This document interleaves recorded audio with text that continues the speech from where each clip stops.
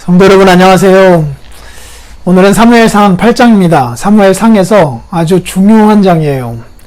이스라엘 백성들이, 그것도 원로 장로들이 왕을 요구하는 장면입니다.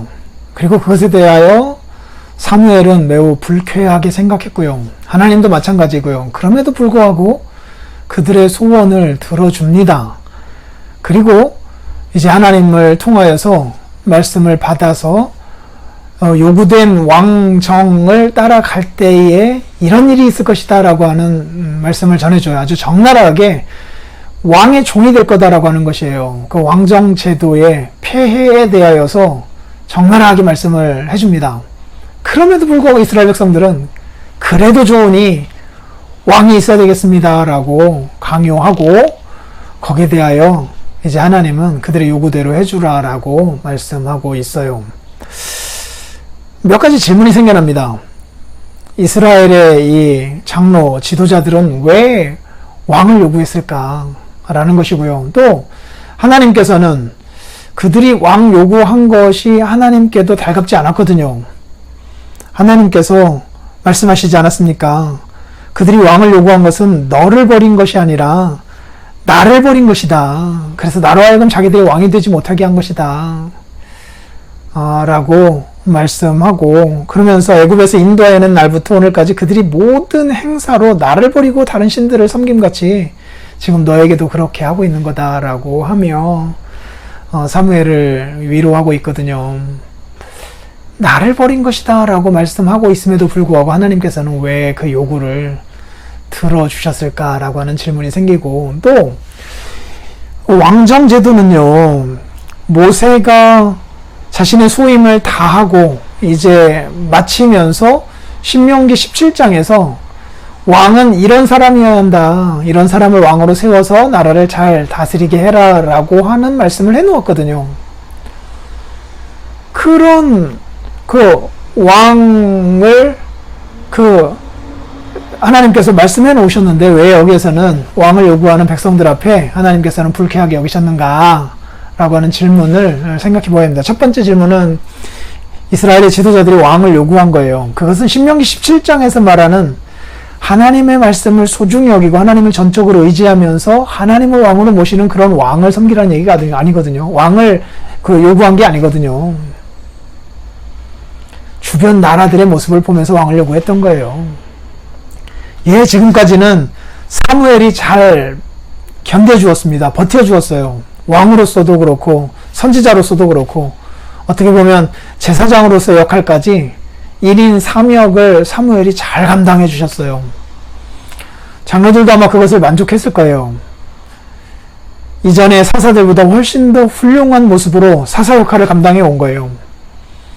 그렇기 때문에 그것을 자연스럽게 보고 자란 그 자식들이 이제 사사로서 역할을 잘 감당할 거라고 생각을 했는데, 브엘세바에서 그 자식들이 사사 노릇하는 거 보니까 이미 틀렸거든요.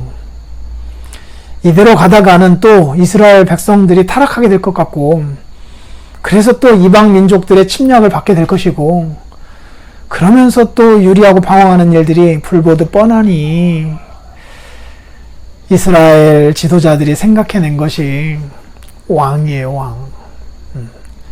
그 왕정은 그들은 어디서 봤냐? 주변 나라들에서 본 거예요. 주변 나라들은 이스라엘 나라보다도 훨씬 더 부강한 나라였습니다. 모든 면에서요. 정치적으로도 그랬고요. 그것이 왕정제도입니다. 일사불란하게 모든 것들이 이루어지고 시행되었어요. 군사적인 측면도 마찬가지입니다. 왕정이 있으면 아무래도 군사가 가장 먼저 정비가 되고, 군사들이 세워지고 군대가 정비가 되면서 나라를 다스릴 수 있는 그 힘이 결집이 되는 거잖아요. 경제적으로도 그렇게 되니까 왕을 중심으로 하여서 도로도 깔고, 그리고 모든 것들을 일사불란하게 만들어 가면서 부국하게 되는 거예요. 그러니까 부국 강병이 이루어지는 거죠. 그러면서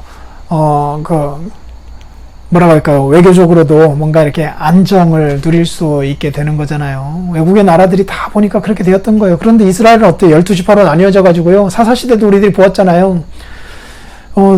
이쪽에서 누군가가 쳐들어온다라고 했더니 이쪽에 있었던 다른 지파들이 가질 않아요. 모이질 않아요. 흩어져 있었어요. 다 지파 중심으로 흩어져 있어가지고 중요한 일 할 때 결집을 할 수가 없었어요. 이렇게 해가지고는 나라가 이 위태로운 시국을 버텨낼 수가 없다라고 판단하면서 왕을 요구한 거죠. 합리적인 거죠. 합리적인 거요. 하나님이 싫어하셨어요. 아무리 합리적인 것이라 하더라도 하나님께서 원하시는 것은 내가 왕으로서 너희들을 다스릴 것이고, 너희들이 군사적으로도 혹은 경제적으로도 정치적으로도 다른 나라들보다 못한 것처럼 보일 수 있을지 몰라도 내가 너희를 다스리는 한 너희는 안전하다라고 주께서 가르쳐 주셨음에도 불구하고 그것이 미덥지 못하였던 거예요.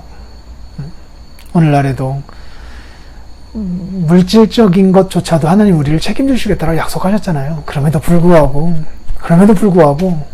돈 문제에 있어서는 이거는 하나님께 매달릴 일이 아니라 은행이든 사람이든 혹은 어떤 돈벌이든 뭔가를 매달려서 거기서 내가 해결해야 된다라고 하는 생각을 갖게 되는 거죠.